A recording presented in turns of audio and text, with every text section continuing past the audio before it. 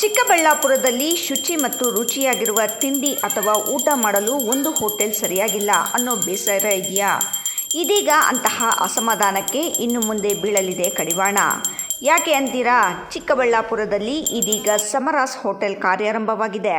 ಹೌದು, ಬಾಗೇಪಲ್ಲಿ ಸೇರಿದಂತೆ ಇತರ ಕಡೆಗಳಲ್ಲಿ ಉತ್ತಮ ಗುಣಮಟ್ಟದ ತಿಂಡಿ ಊಟಕ್ಕಾಗಿ ಖ್ಯಾತಿ ಪಡೆದಿರುವ ಸಮರಾಸ್ ಹೋಟೆಲ್ ಇದೀಗ ಚಿಕ್ಕಬಳ್ಳಾಪುರಕ್ಕೆ ಕಾಲಿಟ್ಟಿದ್ದು, ಇದು ಚಾಲನೆಗೊಳ್ಳುವ ಜೊತೆಗೆ ಒಂದು ದಿನ ಹೋಟೆಲ್ಗೆ ಭೇಟಿ ನೀಡುವ ಎಲ್ಲ ಗ್ರಾಹಕರಿಗೂ ಉಚಿತ ಊಟ ತಿಂಡಿ ವಿತರಿಸಲಾಯಿತು. ರಾಷ್ಟ್ರೀಯ ಹೆದ್ದಾರಿ 44ರ ಡಿಮಾರ್ಟ್ಗೆ ಹೊಂದಿಕೊಂಡಂತೆ ಇರುವ ವಿಶಾಲ ಜಾಗದಲ್ಲಿ ನಿರ್ಮಾಣವಾಗಿರುವ ಸಮರಾಸ್ ಹೋಟೆಲ್ ಎಲ್ಲ ಸೌಲಭ್ಯಗಳನ್ನು ಹೊಂದಿದೆ. ಸಮರಾಸ್ ಗ್ರೂಪ್ ಕಾರ್ಯನಿರ್ವಹಿಸುತ್ತಿರುವ ಎಲ್ಲ ಕಡೆಗಳಲ್ಲಿಯೂ ಒಂದೇ ರೀತಿಯ ಕಟ್ಟಡ ಶೈಲಿ ಮತ್ತು ಒಂದೇ ರೀತಿಯ ಗುಣಮಟ್ಟದ ಆಹಾರ ನೀಡುವುದು ಈ ಹೋಟೆಲ್ ವಿಶೇಷವಾಗಿದ್ದು, ಇದೀಗ ಚಿಕ್ಕಬಳ್ಳಾಪುರದಲ್ಲಿ ತಿಂಡಿ ಮತ್ತು ಊಟಕ್ಕಾಗಿ ಹೆಚ್ಚು ತಲೆಕೆಡಿಸಿಕೊಳ್ಳುವಂತಿಲ್ಲ.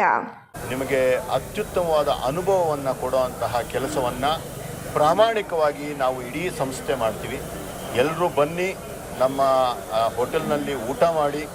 ಏನಾದರೂ ತಪ್ಪಿದರೆ ಹೀಗಲ್ಲ ಹೀಗೆ ಅಂತೇಳಿ ನಾವೆಲ್ಲ ನಿಮ್ಮ ಮನೆ ಮಕ್ಕಳು ಕಿತ್ಕೊಳ್ಳೋಂಥ ಮನಸ್ಥಿತಿ ನಮಗಿದೆ. ಒಂದು ಉತ್ತಮವಾದ ಹೋಟೆಲನ್ನು ಕೊಟ್ಟಿದ್ದೀವಿ. ಅದರಲ್ಲಿ ತಾವೂ ಸಹ ಭಾಗಿದಾರರಾಗಿ ನಮ್ಮನ್ನು ಹರಿಸಿ ನಮ್ಮ ಒಂದು ವ್ಯಾಪಾರವನ್ನು ವೃದ್ಧಿ ಮಾಡೋದಕ್ಕೆ ನೀವೆಲ್ಲರೂ ನಮಗೆ ಸಹಕರಿಸಿ ಅಂತ ಈ ಮುಖಾಂತರ ಕೇಳ್ಕೊಳ್ತಾ ಇದ್ದೀವಿ. ಇದು ತುಂಬ ಸರಳವಾಗಿ ಸಿಂಪಲ್ಲಾಗಿ ನಾವಿವತ್ತು ಒಂದು ಓಪನಿಂಗನ್ನು ಮಾಡಿದ್ದೀವಿ. ಯಾವುದೇ ಗೆಸ್ಟನ್ನು, ಯಾವುದೇ ಒಂದು ಸಂಬಂಧಿಕರನ್ನು, ಯಾವುದೇ ಸ್ನೇಹಿತರನ್ನು ನಾವು ಈ ಒಂದು ಕಾರ್ಯಕ್ರಮಕ್ಕೆ ಆಹ್ವಾನ ಮಾಡಿಲ್ಲ. ಎಲ್ಲರಲ್ಲೂ ನಾನು ಕ್ಷಮೆ ಕೇಳ್ತೀನಿ. ಎಲ್ಲರಿಗೂ ಒಂದು ನಿರೀಕ್ಷೆ ಇತ್ತು. ಸಂದೀಪ್ ರೆಡ್ಡಿ ಮತ್ತು ಅಮರ್ ಅವರು ಏನು ಒಂದು ಹೊಸ ರೆಸ್ಟೋರೆಂಟ್ ಓಪನ್ ಮಾಡ್ತಾರೆ, ಆವತ್ತು ನಮ್ಮನ್ನೆಲ್ಲರನ್ನೂ ಕರೀತಾರೆ, ನಾವೆಲ್ಲರೂ ಸೇರಿ ಸಂಭ್ರಮವಾಗಿ ಆಚರಿಸ್ಬೇಕು ಅನ್ನೋದಿತ್ತು.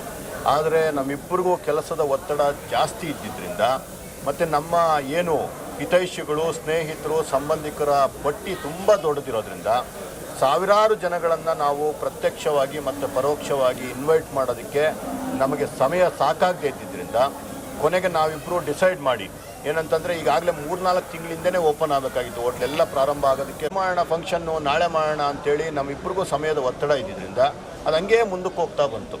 ಸೊ ವ್ಯಾಪಾರದಲ್ಲಿ ಇದು ಒಳ್ಳೆಯದಲ್ಲ ಅಂಥೇಳಿ ತಕ್ಷಣವೇ ಪ್ರಾರಂಭ ಮಾಡೋಣ ಅಂಥೇಳಿ ಇವತ್ತು ನಾವು ಈ ಹೋಟೆಲನ್ನು ಪ್ರಾರಂಭ ಮಾಡಿದ್ದೀವಿ. ಯಾರನ್ನೂ ಕರೆದಿಲ್ಲ ಅಂತ ದಯವಿಟ್ಟು ಯಾರು ಏನು ಅಂದ್ಕೊಳೋದು ಬೇಡ. ಆ್ಯಕ್ಚುಲಿ ಯಾರನ್ನೂ ಕರೆದಿಲ್ಲ. ಇವನ್ ನನ್ನ ವೈಫ್ ಆಗಲಿ ಅವ್ರ ವೈಫ್ ಆಗಲಿ ಕೂಡ ಸಹ ಬಂದಿಲ್ಲ. ಅವರು ಸಹ ನಿಮ್ಮ ಹಾಗೆ ಯಾರಾದರೂ ಗ್ರಾಹಕರಾಗಿ ಬಂದು ಹೋಗ್ತಾರೆ, ಅಷ್ಟು ಬಿಟ್ಟರೆ ಯಾರೂ ಇಲ್ಲಿ ಸ್ಪೆಷಲ್ ಇನ್ವೈಟೀಸ್ ಇಲ್ಲ. ತುಂಬ ದೊಡ್ಡವರೆಲ್ಲ ವಿಜಯೇಂದ್ರಣ್ಣನಿಂದ ಹಿಡಿದು, ನಿರ್ಮಲಾನಂದ ಸ್ವಾಮಿಗಳಿಂದ ಹಿಡಿದು, ಏನು ನಮ್ಮ ವಿಶ್ವಣ್ಣನಿಂದ ಹಿಡಿದು, ಈವನ್ ನಮ್ಮ ಕ್ಷೇತ್ರದ ಶಾಸಕರಾದ ಪ್ರದೀಪ್ ಈಶ್ವರ್ ಅವ್ರನ್ನೂ ಕರಿಬೇಕು ಅನ್ನೋದು ತುಂಬ ಆಸೆ ಇಟ್ಕೊಂಡಿದ್ವಿ.